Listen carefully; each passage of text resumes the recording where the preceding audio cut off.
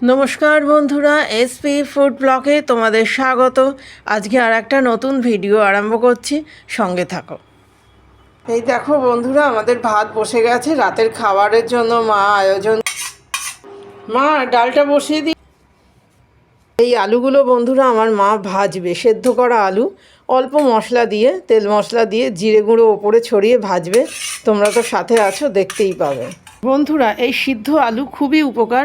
আলু খেলে আমাদের শক্তি পেতে পারি এবং আলুতে ভিটামিন সি এবং ভিটামিন বি আমাদের শরীরের দুর্বলতা সারাতে সাহায্য করে।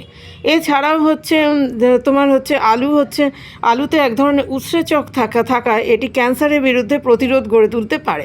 নিয়মিত আহারের সঙ্গে আলু খেলে প্রস্রাবের জ্বালা থাকে না। তবে আলু খেতে গেলে ডায়াবেটিস তাদের আলু খাওয়া একদমই চলবে না। আর আলুর উপকারিতা পেতে গেলে তোমাকে তেল, ঝাল এবং অল্প কম মশলায় তোমাকে আলুটা খেতে। লঙ্কা আর সর্ষে, লঙ্কা সর্ষে মাছ। হ্যাঁ, বলতে বলতে ডালটাও সেদ্ধ। মা বানাবে বটবটির দিয়ে মুসুর ডাল। এই যে ডাল সেদ্ধ করে রেখেছে, আর এই বটবটি কুচিয়ে পেঁয়াজ দিয়ে মা ডাল পেঁয়াজ বলো।